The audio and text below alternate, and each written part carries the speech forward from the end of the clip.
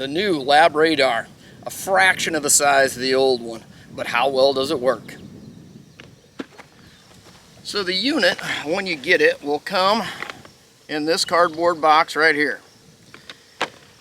You've got your head unit, much smaller than the old one, and then it does come with this little tripod right here.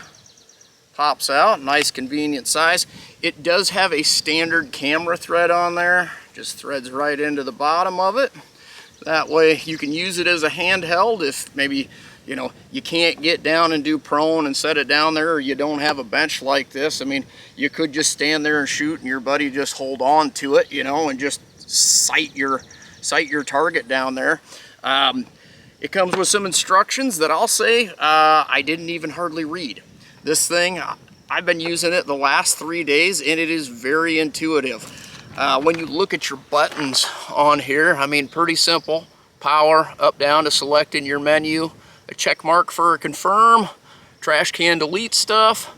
You've got your gear setting there for getting into settings and changing things, and then you've got your arm mode. So it is still like the old one where you can have it all set up, and so far over the last couple days that's really been the big thing, is me having to remember to arm it and turn the thing on so that way it will pick up the shot.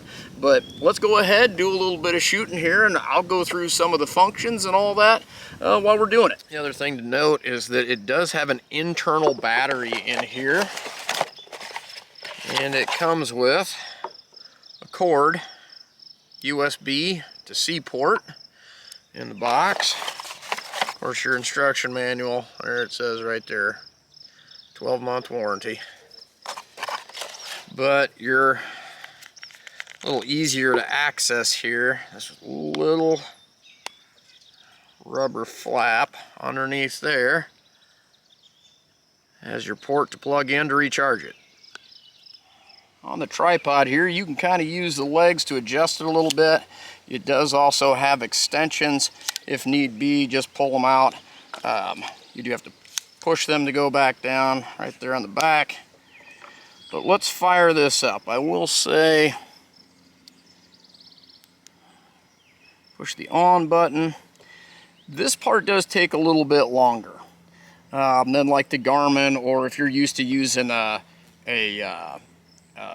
magneto speed or something like that. I mean, it sits here for just a little bit. It'll kind of blink on and off. I didn't know at first if there was something wrong with it. See, there it blinks, turns back on.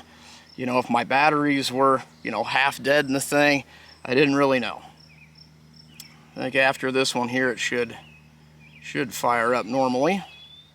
There we go. There's my last string on here. And as you can see, like I said, very intuitive. It is backlit, so if we don't touch it for a little while, it will drop down, like right there.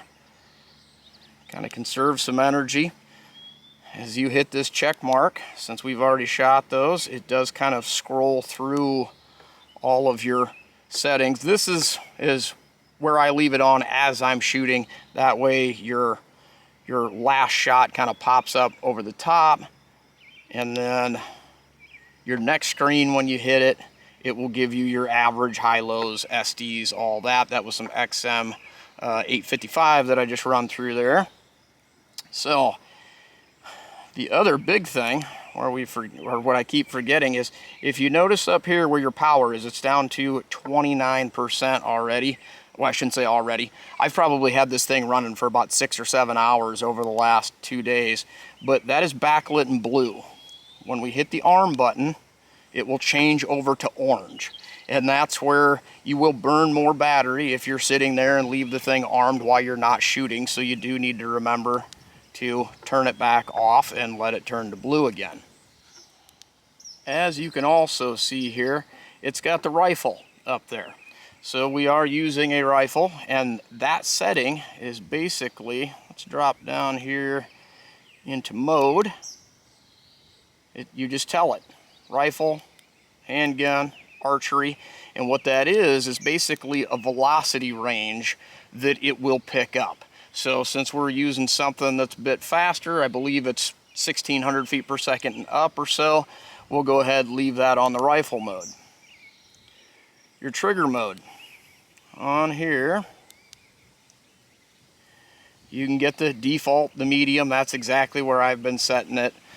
You can do loud, you can do quiet. Quiet for, you know, if you're running suppressor, then it will go ahead and do that. Loud for if you've got something with excessive muzzle blast on it, then go ahead, use that. If you're shooting a 50, that way it'll help quiet down or sort out some of that excess pressure that's coming off of it. So we'll just go ahead and leave this thing at medium right now because the rifle does not have the can on it yet. Your channel setting in there, you can go ahead and change it from 1 to 2. That's all in your other menus. Now this distance right here, when you hit check on that, it's calculating it right now 10 yards from the muzzle. You can change this so that you can do 20, you know, 30, wherever you want. You can have it set up so that's where it's figuring your distance. But right now we're going to go with 10 yards.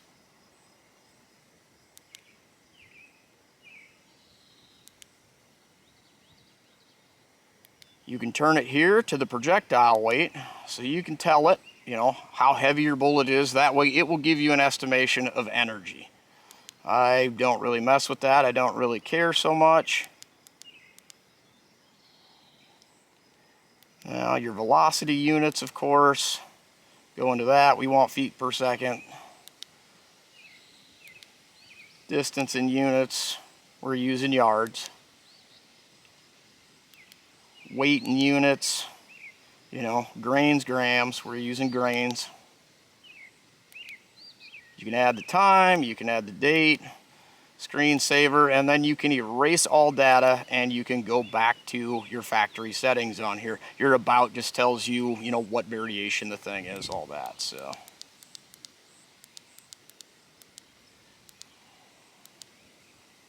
we'll turn it back to new series. So now we're on number 12. So let's go over some of the information that this has in here. As I'm normally shooting, I've got it on this screen right here because then I can see it big bold letters, you know, what it's reading for velocities on here. If you notice right here, we got 5 shots. That's the bullet marker. The folder right here means that's series 13. Now you can go up to 999 folders, and you can go up to 999 shots in it.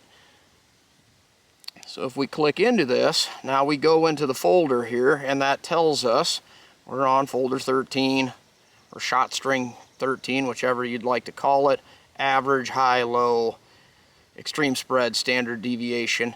Now this is where, from this screen, if we press up or down, we can change which series we're going to here. If we come into this one right here, hit that check mark again, now the bullet is back up there on top, and we got 5 of 5. So we can go through, and now we can check the velocity on each one of those. And if I had the grain weight of the projectile in there, it would also figure your energy in there as well. So if we wanted to, you know, go into, we'll say, let's go to the next one up, the last one that I did here. Let's change that one because we had 12 shots in there. Say we wanted to, you know, erase one of these shots, because especially if we had, you know, a clean bore and your first shot or two was way off, you know, then you can go ahead and, you know, scroll up and down through here, go back to shot number 1, and if we want to, we can just delete that, you know, hit OK, shot number 1 deleted.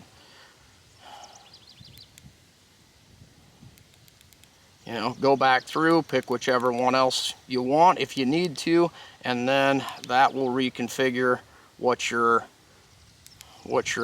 averages are in there. So on these screens here, I mean, you can see where that's figuring it, you know, at the muzzle versus that V10 is the 10 yards ahead of the gun. And you can change that through your settings as well.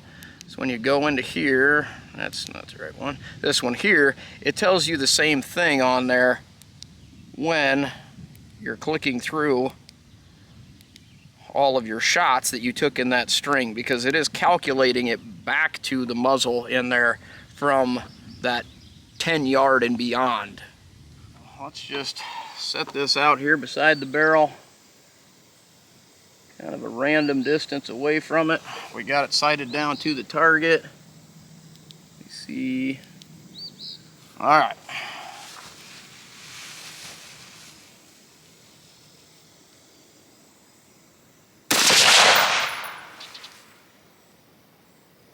.2951. So you can see there, it took just a little bit of a second or two to go ahead and record that shot. Let me zoom this in a little bit further.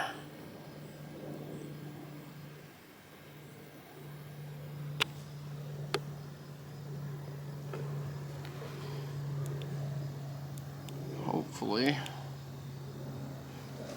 we'll be able to see this.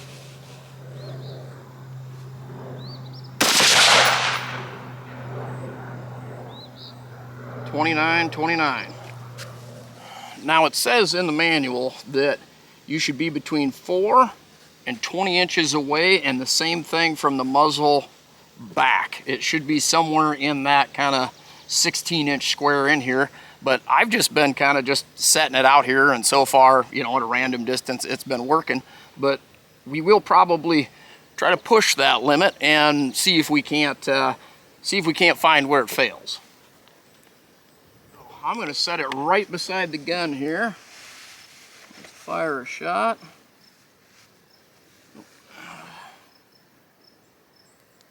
Better arm it first.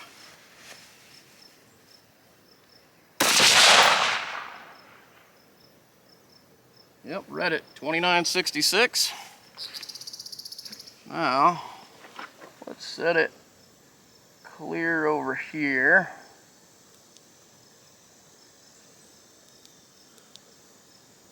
Hopefully you can still see that.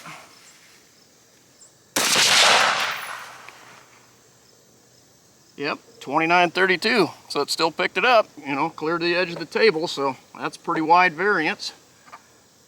Let's bring it,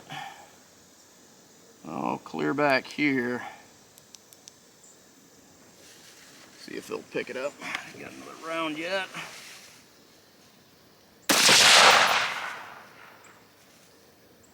Yep, .2902.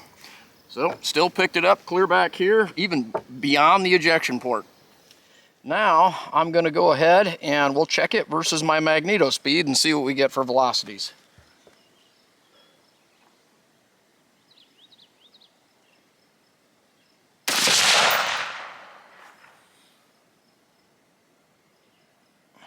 .2906 versus .2891.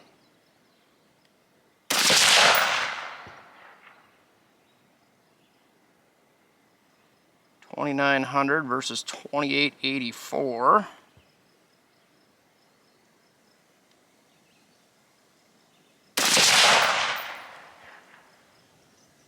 .2882, .2870.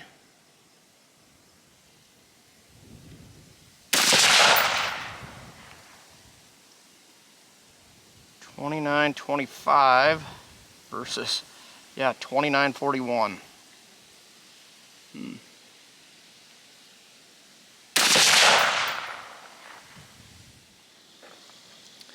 So hopefully you can see these here. The average from the magneto speed is .2918, and the average on Labradar is .2904. So 14 feet per second difference, so not much. But you do have to remember that the Labradar is measuring from 10 yards off the muzzle. In the end, when you're putting that into your ballistics app, that little bit, that 10 feet per second, 15 feet per second, isn't going to do much. You're going to end up having to tweak that thing more than what this shows. But it does give you the fact that, I mean, our SD's 33.1 and 32. So that part is, you know, quite close. Next, I installed the suppressor on here, so we got to change modes.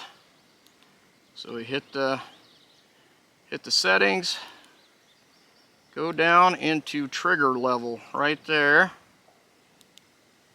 Check that one, and we'll move that up to quiet. Hit the settings button again, backs us out. Remember to arm the thing. Let me make sure. Yep, still got it pointed down range.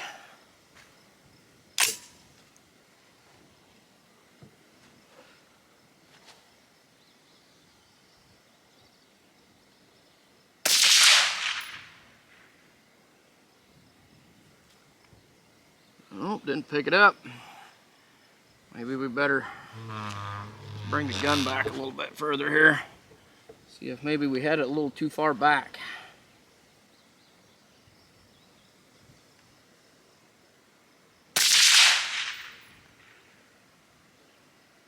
There, it picked it up.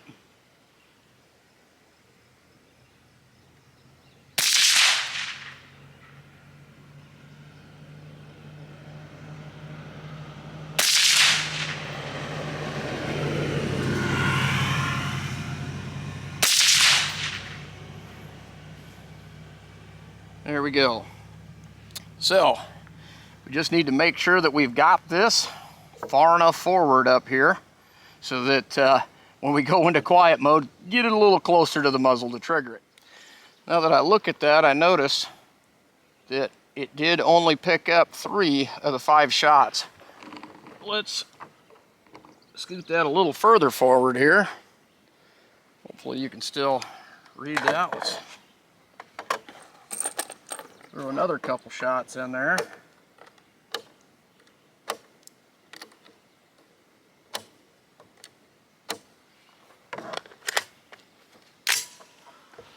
Hopefully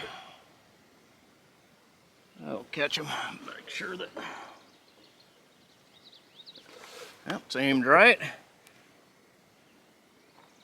See how it does this time.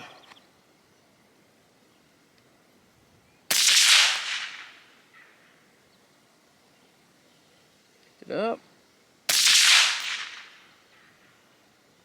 Picked it up.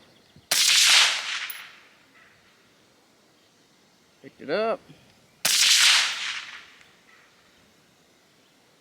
Got that one. And picked it up. So that's a lot better. Just make sure we get it more up towards the muzzle, I guess, once we get it into the quiet mode for the suppressors.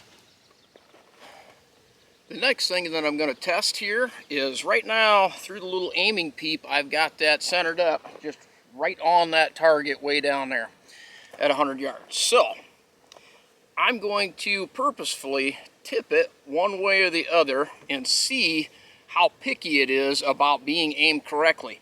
Because on the last version, I always thought that, you know, it was a little bit picky of having it aimed just perfectly right. On the Garmin, it seems like it's not picky at all. So I'm going to see how far we can twist this one way or the other, up, down maybe, and still get a reading off of it. So I got the target board all the way down there. And if we look here, it gets fuzzy, but it's looking right at it. So I'm going to go ahead and pick that up just a little bit so that it's right over top of it and see if it still works. Let's arm that before I forget.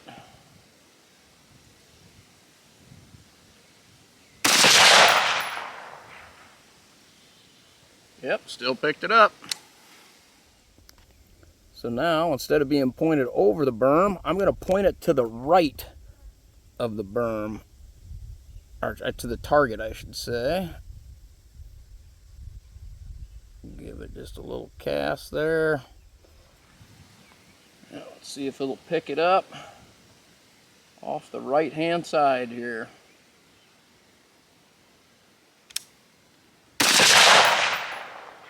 Yep, Still picked it up, and that's probably aimed probably 3 feet to the right. Now if you can see this target down there, I've got this aimed basically like at the top of the berm, just over it. So aimed over top of the berm.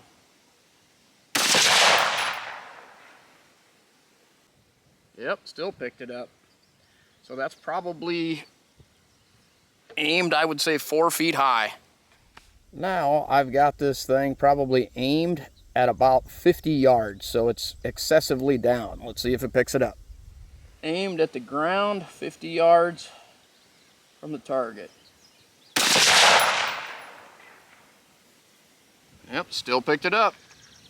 So, my opinion of this thing after running it for the last 3-4 days now, I gotta say, it is way better than the predecessor model. I mean, more than just the fact that it is, you know, much smaller. Before that other one, you know, it's a plate about that big. In the wind like I've had the last couple days, I mean, it's gonna sit there and shake in the wind, and then that thing goes ahead, throws them off. I haven't had very many misses with this thing, and most of the time when I did miss a velocity, it was because I forgot to push the arm button. That's a me problem, not so much a Labradar problem, but you know, a problem nonetheless. So in general, I'm gonna say that, you know, this thing is, you know, just as good as the Garmin. I've used those before on multiple occasions. You know, it's a little bit smaller than this here, but I mean, I do like this unit. I think that it's well worth the money. It's not nearly as picky for, you know, having to get that little thing lined up perfectly on that target. I mean, I think that I definitely showed that part of it. It's got the capability to basically, you know, judge velocity anywhere from, I believe it's down to from 65 feet per second all the way up to 5,000 feet per second. So, you know, I don't have anything that's going to do 5,000 feet per second. Yeah, you know, but you could get it down, you know, judge bow and arrow with the thing, you know, if you wanted to. I mean, you could probably get my kid's Nerf gun out and run that thing across it, and it's still probably going to measure those Nerf darts on that. He's got one of them big rifles that shoots pretty fast, you know. It's way going to pick that thing up. So if you pick one of these up, I think you'll probably be way happier than its predecessor model. I think that the overall layout with the buttons all being on the back, you can extend the timeline of how long that screen is backlit on there on that screensaver mode. So I jumped that thing way up. Yes, it'll burn up a little bit more battery, but I mean, I've been running this thing for hours and I've really charged it once. So that really hasn't been a problem. That is much better than its predecessor model. I'll say the other thing is, like, the intuitive part on here, I feel like these screens are a little easier to function through than the last one when I was using that. I always felt like I struggled to get the thing going, and then you'd hit arm, sometimes it would, sometimes it wouldn't, or when it was really cold, you know, then you'd have issues. We have the opposite running this. It has been in the 90s here the last few days, and I'll say it's never overheated. So right now I kind of got a storm coming in, but it has been sitting out here in the sun, in the heat, and it has not blinked out once. My phone, on the other hand, it has definitely overheated and stopped. So did the camera that I'm shooting this with. So I'll give it props to that you know, it doesn't overheat. I mean, that's a huge thing. There's nothing worse than going down to the range. You know, I travel 45 minutes down there. I don't need my stuff conking out on me because it's overheating. I mean, and just wasting my time. As far as, you know, tracking along with that magneto speed, yeah, I mean, yes, it was a little bit slower. It averaged 14 feet per second slower than the magneto speed did, but this is measuring at 10 yards, you know, off of the muzzle of the rifle. I mean, if you think about that, 14 feet per second off, and that averaged 29.04, I mean, that is less than 0.5%. It comes out to 0.0048 and then just continues on. So I mean, that really is a very, very minute part of it. You'll get the gist of it, you know, when you put that into a like Applied Ballistics or the Hornady 4DOF app, something like that. I mean, it is going to be close enough. I mean, those are just guesses anyway, so I mean, you always have to tweak it. But myself, I mean, really more of what I'm caring about is, you know, an average velocity, getting close, and it still reads out the same extreme spreads and the same SDs for that matter. So that's more of what I'm looking for. I want to know that I got small SDs and that it's, you know, if I got a flyer out there, it's something either in my reloading process or it's me just, you know, yanking that trigger or something, you know, bad trigger pull. But I've got a storm riding up beside me. If you can't tell on the camera here, I've kind of got some rolling thunder coming in from the northwest, so I better get all this shut down before it rains on me here. If you like what you saw here, remember to like, share, and subscribe, and hopefully we'll see you on the next one.